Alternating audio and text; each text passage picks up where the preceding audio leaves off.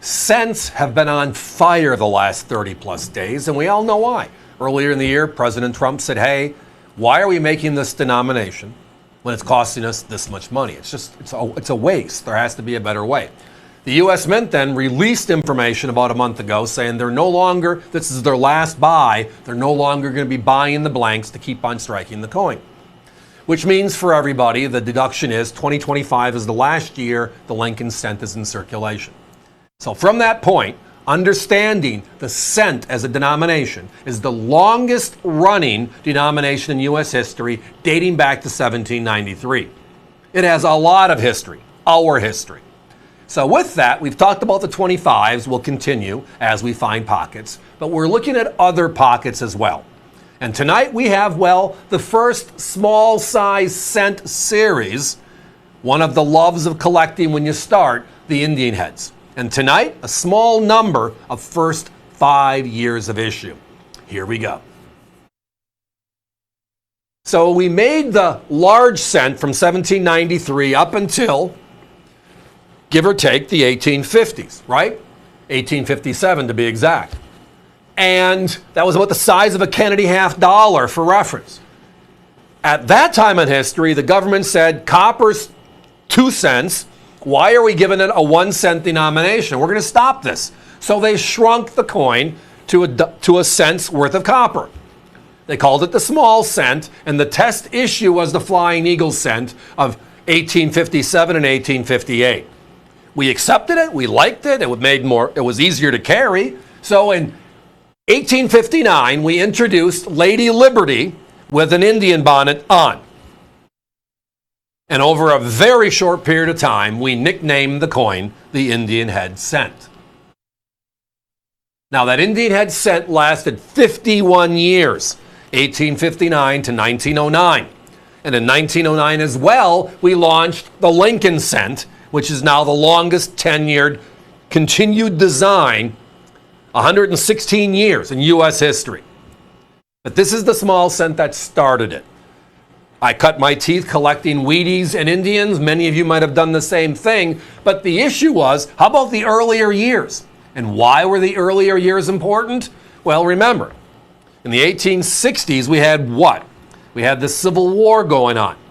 And both the North and the South needed precious metals for their respective war efforts.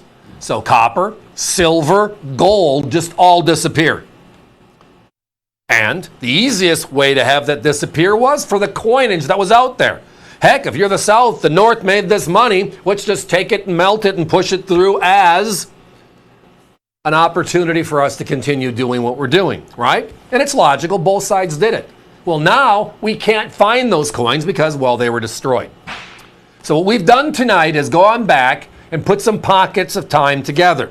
Last 20 years, last 30 years. But the one we have the most difficulty putting together is the group you're looking at right now. The first 5 years. And that is because 2 of these coins are, well, 3 of them are almost impossible to find.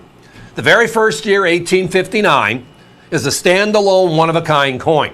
It has a reverse that was never repeated. 1 year only reverse. Which means that in 1860, the reverse changed. So that's another popular coin. So 1859 is one design, 1860 is another design, right? And then the key to the entire series is the 1861. So we have 3 of the key coins in the entire 51-year series in the first 5 years alone. Now, the reverse of the 59, again, the 1 cent simple wreath. But from 1860 to the rest of the series, 1909, we move to the shield at 12 o'clock. And we're going to show you that shot here in a second. So the 1859, one of a kind, and then the shield shot from 1860 all the way through. Now, the mintages on these were adequate. And if you look at the mintages, everybody's going to say, well, I know why the 1860 and 61 are hard. Those are some lower mintages. 62 is kind of close. But because of the Civil War, all of them are kind of close. The key is finding homogeneous looking coppers. How many times have we looked at the front of a copper?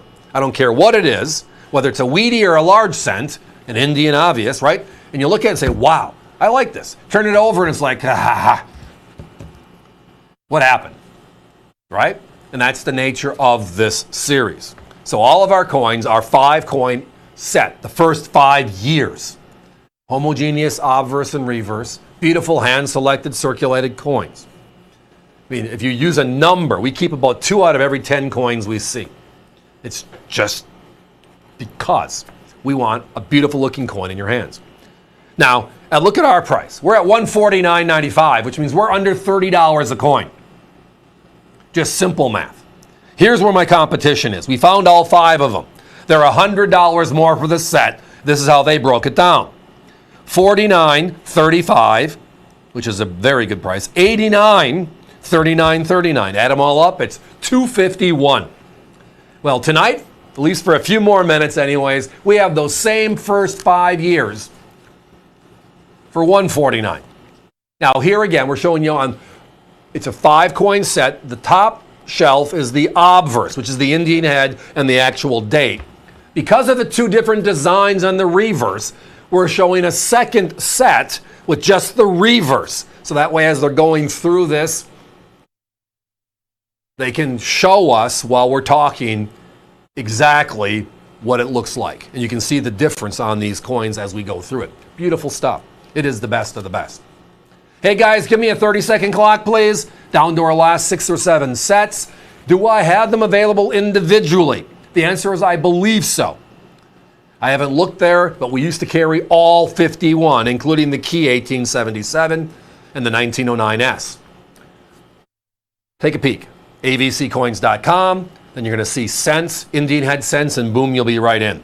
But tonight for value, dollars for donuts, in reference to what we're talking about here tonight, right? At $149, $100 under that of our competition. For these gorgeous hand-selected first 5 years, the 2 different reverse designs, including the 60 and the 61, yeah, this is a special set.